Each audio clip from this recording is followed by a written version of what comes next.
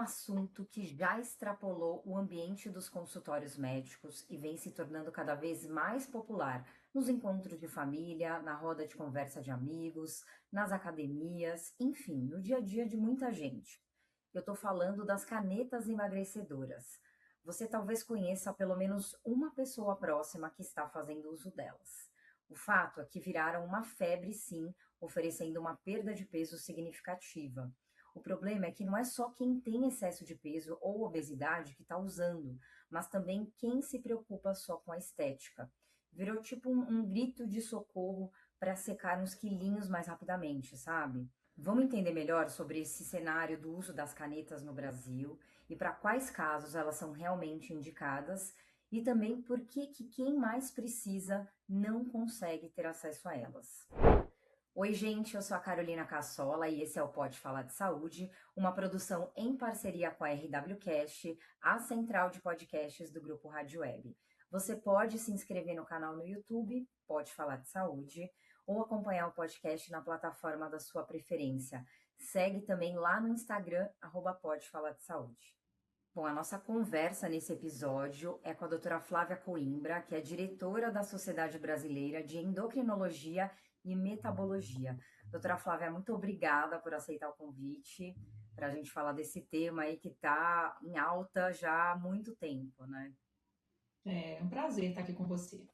Bom, doutora, vamos começar assim, pelo começo mesmo, né? Assim, quando que as canetas emagrecedoras elas começaram a ser usadas aqui no Brasil? Quais que eram as indicações, né, iniciais delas, né? E qual que é o diferencial desse tipo de recurso, né, que a gente vem observando aí ao longo do tempo? Bom, primeiro, se você me permite, eu vou fazer uma correção. Esse termo canetas emagrecedoras não é um termo muito adequado, né? Porque isso dá uma sensação de que é uma canetinha que você vai usar quando você quer emagrecer alguns quilinhos e etc, etc.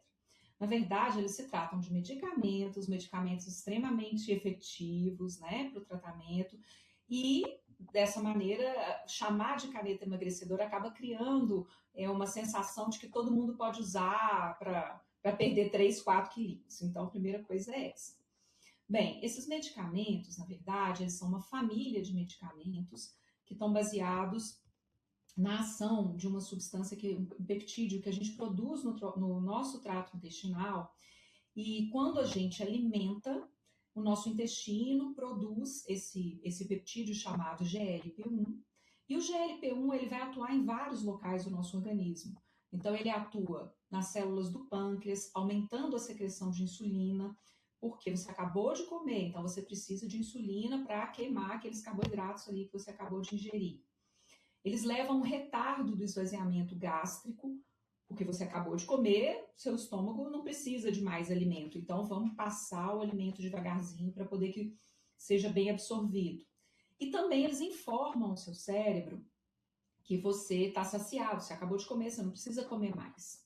Então, naturalmente, quando nós nos alimentamos, a gente produz esses peptídeos chamados GLP e também temos um outro que se chama GIP, também é produzido na mesma situação.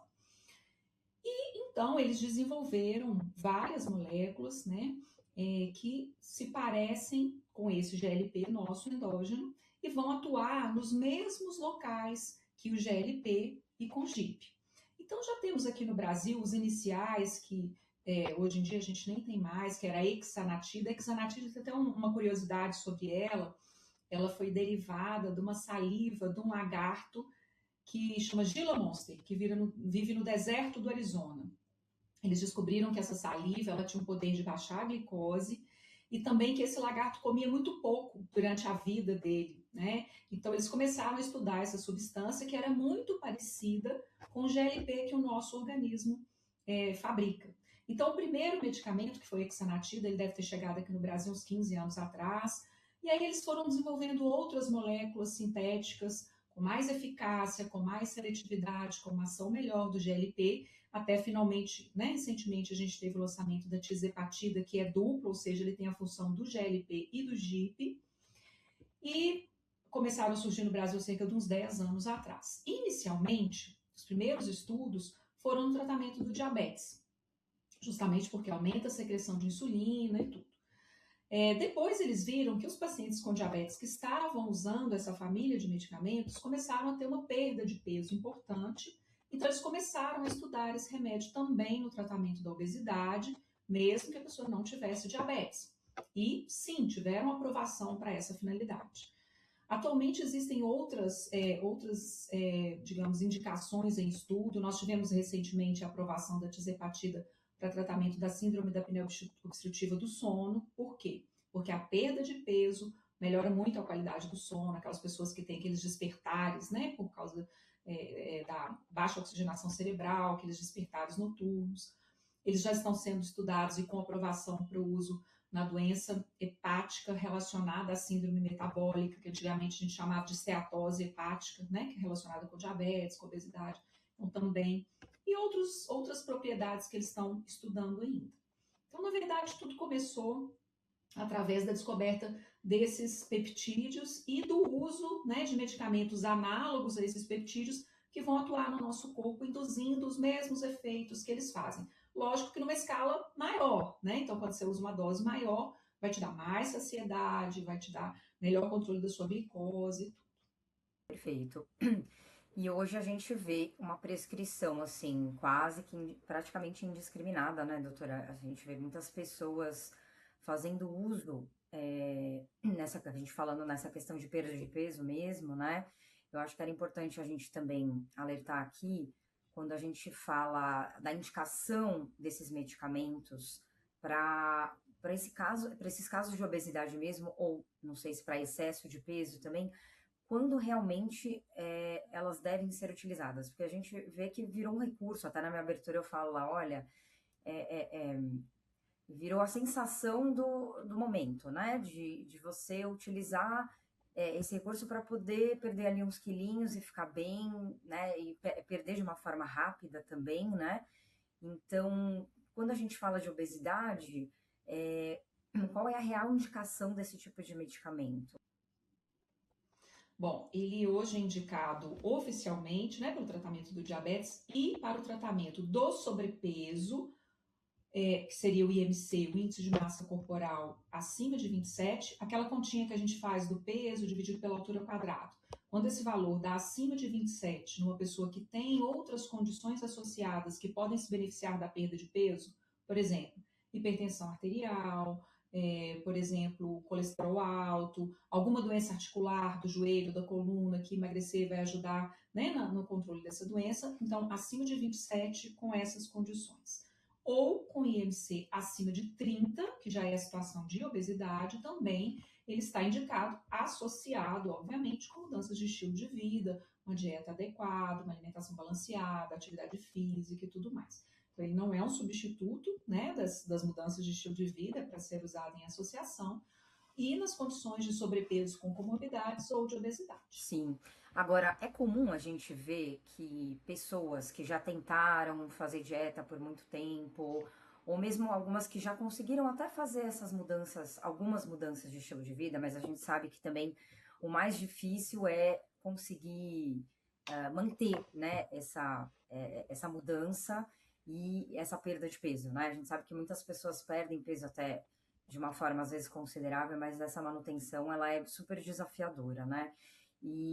Mas assim, muitas pessoas que começam a utilizar esses medicamentos também já passaram por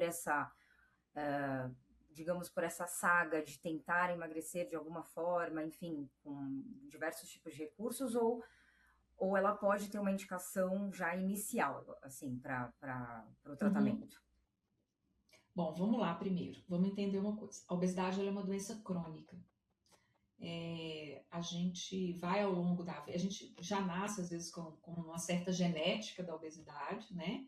E ao longo da nossa vida, as situações que vão acontecendo ao longo da nossa vida vão precipitando esse ganho de peso. Então, mudança de trabalho, mudança de faculdade, sedentarismo, alguma doença que você teve que fez com que você ganhasse mais peso, por exemplo, depressão, ansiedade, ou tratamento, algum medicamento que você usou que favoreceu o ganho de peso, né? Situações diversas aí da vida que vão contribuindo para esse ganho de peso, né, ao longo da vida. E a história que a gente escuta é essa, né? Eu já tentei várias vezes, eu já emagreci, voltei a engordar de novo.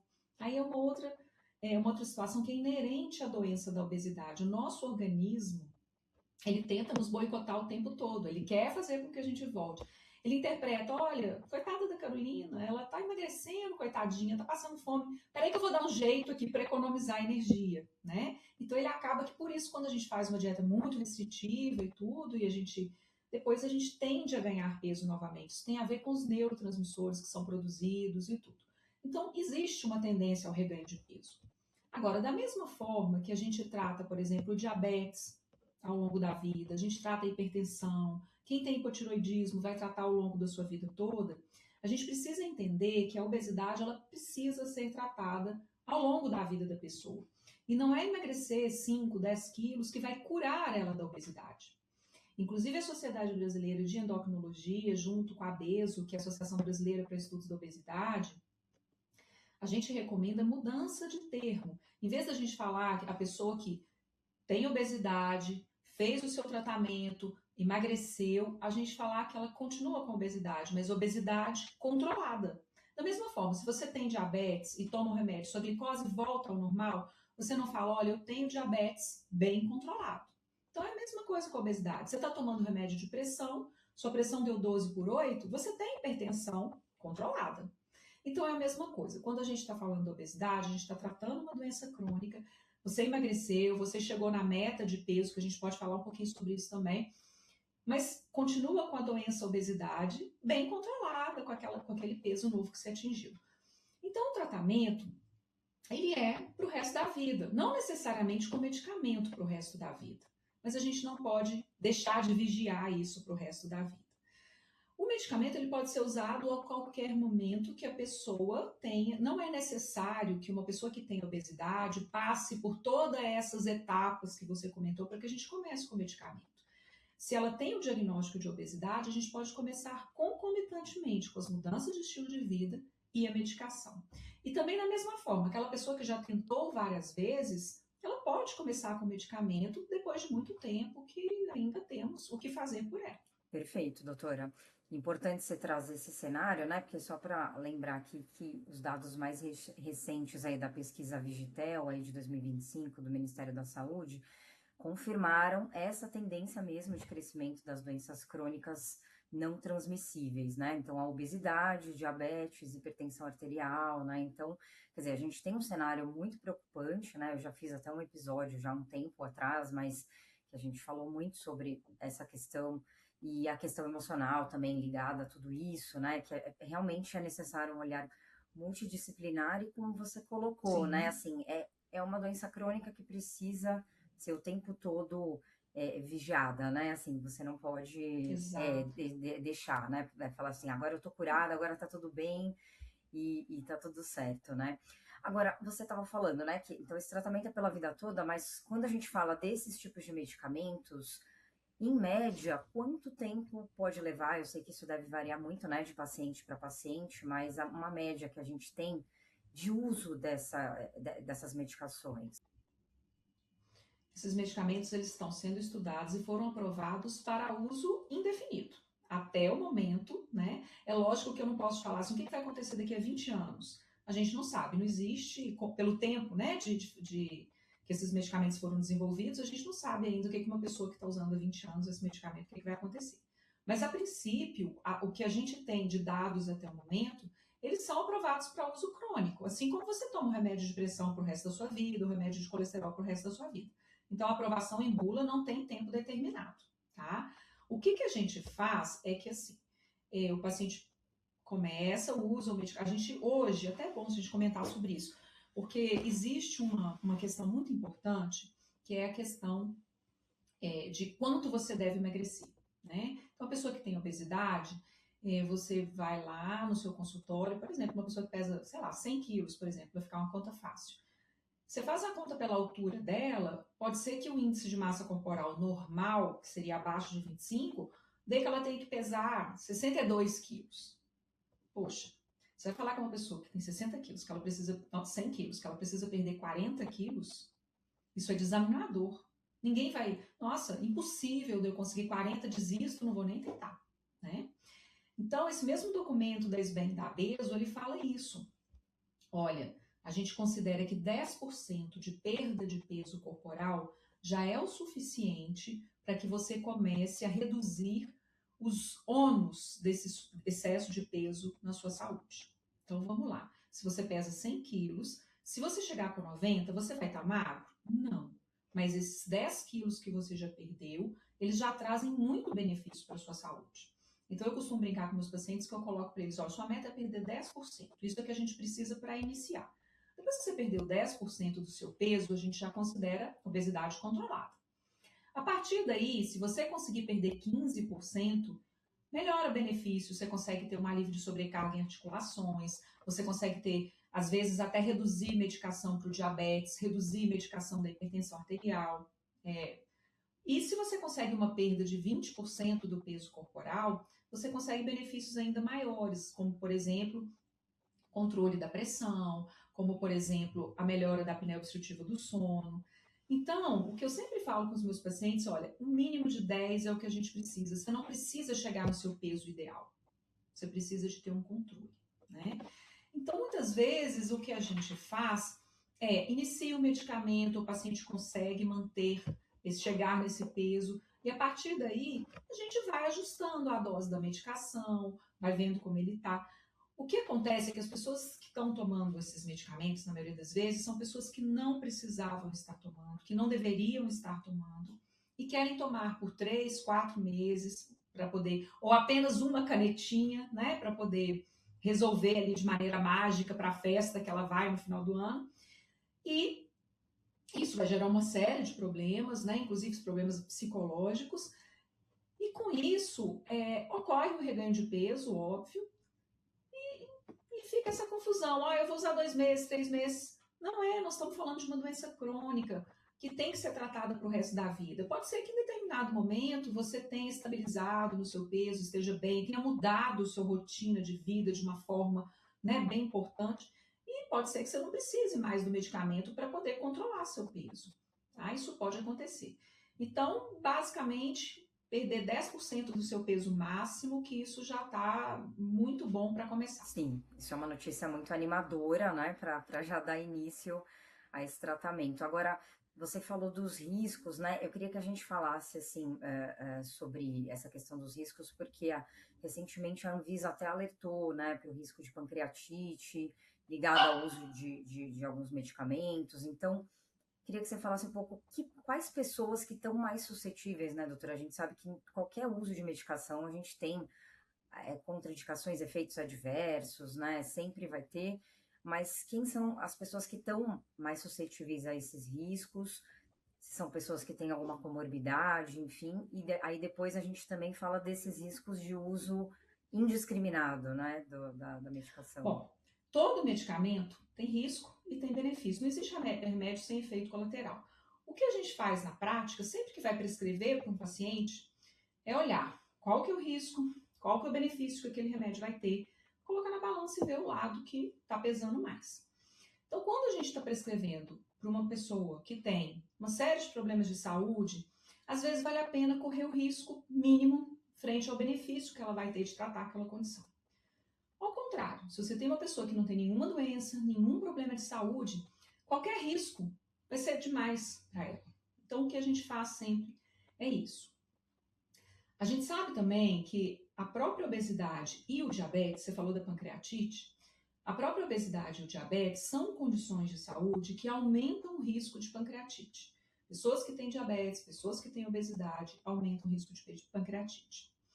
Pessoas que têm uma perda de peso muito rápida, seja só com dieta e exercício, seja com medicamento, ou seja com cirurgia bariátrica, também tem a chance maior de formar pedras na vesícula, aqueles cálculos biliares.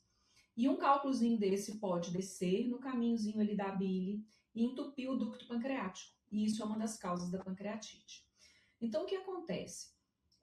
Aparentemente, essas pessoas com essa perda de peso rápido tendem a formar mais cálculos biliares que podem migrar e causar a pancreatite. Os outros efeitos colaterais mais comuns relacionados a essa família de medicamentos são náuseas, vômitos, alteração do trânsito do intestino, seja ter períodos de constipação de intestino preso. e depois às vezes tem alguns episódios de diarreia, então isso também pode acontecer com esses pacientes. Aquela sensação de que tá cheio, que não fez a digestão o tempo todo, isso é muito comum.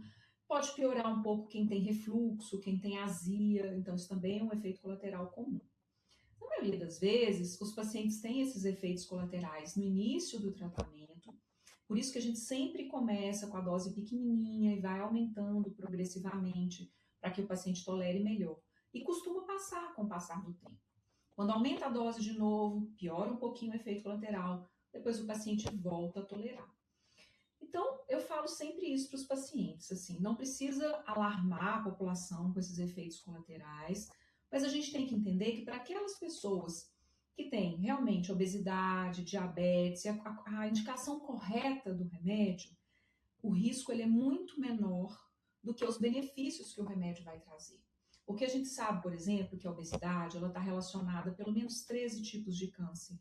A obesidade está relacionada com diabetes, com hipertensão, com doenças cardiovasculares, com colesterol alto, problemas articulares, né, no quadril, no joelho, nas pernas. Então, essas condições que estão relacionadas com a obesidade aumentam muito o risco para a pessoa também. Então, quando a gente põe na balança os riscos relacionados com a obesidade e os riscos do remédio, ainda vale a pena muito o uso dessa medicação. Então, a questão toda é saber quem está usando, por que está usando, qual dose está usando. Se bem selecionado, o balanço é positivo, vale a pena. Doutora, o tratamento ele precisa assim ser seguido à risca, né? Importante a gente falar isso porque tem inclusive estudos saindo, né, falando que a gente estava falando desse desafio aí do reganho de peso, né? Quando se interrompe o tratamento, né? Já tem estudos mostrando que o reganho pode ser 4 vezes até mais rápido do que aquelas pessoas que, por exemplo, abandonam dietas convencionais ou exercícios físicos, né, que não estão fazendo uso de medicação, mas que fizeram essas mudanças e acabam abandonando. Quer dizer, então é muito importante ter essa orientação médica mesmo e não interromper por conta própria, né? Exatamente. Acontece que quando a pessoa está usando esse tipo de medicamento, principalmente se ela não tem uma orientação nutricional adequada, se ela não está fazendo atividade de força muscular, exercício físico de força, vai ocorrer uma pequena perda de massa muscular também. E isso faz com que o metabolismo fique mais lento. Então, quando ocorre um reganho de peso, ele acaba sendo desproporcional ao que era antes, porque você está com menos músculo, você está com o metabolismo mais lento nesse período. Então, por isso que é muito importante a orientação adequada, seja do nutricionista, um educador físico, do seu médico. Para quê? Para que você não faça uma dieta adequada, um exercício adequado, para que você minimize o máximo possível essa perda de massa muscular, para que depois, lá na frente, você consiga ter uma perda de peso saudável. Porque a gente quer que você perca gordura corporal, a gente não quer que a pessoa perca músculo, né? Então, precisa de uma orientação adequada, não é simplesmente pegar a canetinha porque o vizinho está usando, porque o colega da academia está usando e achar que aquilo ali está resolvido. Tem sim, o remédio é ótimo, desde que bem usado. Claro. E agora a gente também tem uma questão que acho que talvez possa também estar ligada um pouco a essa interrupção do tratamento, que é a questão do custo, né, doutora? Porque esse preço das medicações, ela também escancara as desigualdades sociais, né? Assim, quem mais precisaria usar, que tem realmente indicação para obesidade, é, muitas vezes não consegue pagar, né? Não consegue dar conta de. Às vezes até consegue iniciar o tratamento, mas talvez não consiga continuar esse tratamento, né? Porque, até para se ter uma ideia, assim, a média de aplicação é em torno de, por volta de R$ 1.400, por volta desse valor, né? E aí o que eu te pergunto é o seguinte, né? O fim da patente da semaglutida, né? Que a gente teve agora recentemente, pode aumentar o acesso a essas Realmente você falou uma medicações? coisa muito importante que tem chamado muita atenção da Sociedade de Endocrinologia. Inclusive, nós estamos com uma campanha que se chama Acesso Já, porque existe uma desigualdade muito grande. Hoje a gente sabe que o aumento da obesidade ele é maior nas populações menos favorecidas. Antigamente a gente falava que a desnutrição acontecia nessas pessoas e que o excesso de peso estava relacionado com a abundância, com a riqueza. E hoje a gente sabe que não é assim, né? Então, tem aumentado mais os índices de obesidade nas populações menos favorecidas. Infelizmente, nós não temos no SUS nenhum medicamento aprovado para tratamento da obesidade. Não tem nenhum remédio no SUS que está escrito na bula dele. Este remédio serve para tratar a obesidade. E isso só aumenta a desigualdade no nosso país, porque quem tem dinheiro, né, pode pagar pelo remédio que é caro, né, e tudo bem, trata a sua obesidade. Aí vem aquela história, né? Não sei se você lembra, muito antigamente tinha um livro que era Só é gordo quem quer, né? Então, na verdade, isso aí, né, Verdade. só fez aumentar essa desigualdade. E realmente, você pensa bem, tudo bem, você pode juntar um dinheirinho ali na sua família e tal, conseguir comprar uma canetinha, mas você viu a gente falando, não é para tratar um mês, é uma doença de tratamento crônico. Então, é um grande problema de saúde pública a obesidade no mundo inteiro, aqui no Brasil não deixa de ser diferente. A gente precisa fazer com que as autoridades entendam que tratar a obesidade vai trazer benefícios a longo prazo de diminuição de outras doenças relacionadas com a obesidade, doença cardiovascular, diabetes e por aí vai. Então, talvez a conta não seja só o preço das canetas, mas a conta seja o tanto que você reduz em complicações, em internações, em doenças graves lá na frente.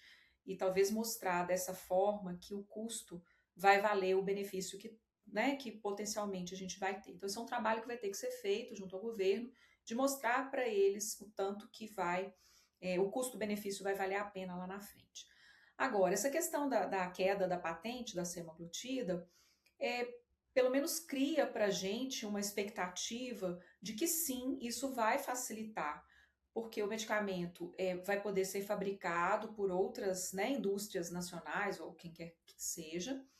Obviamente, nós tivemos até uma reunião na Anvisa recente, o presidente da Anvisa falou, porque foi exatamente no dia que caiu a patente, então ele comentou, olha, já temos aqui pedidos de 20 marcas diferentes de semaglutida. Agora nós vamos analisar uma a uma e só vamos liberar aquelas que tiverem, né, a qualidade, o controle, tudo certinho. Então, isso gera uma expectativa de concorrência no mercado, pois se você tem várias opções, né, a concorrência, o preço tende a cair.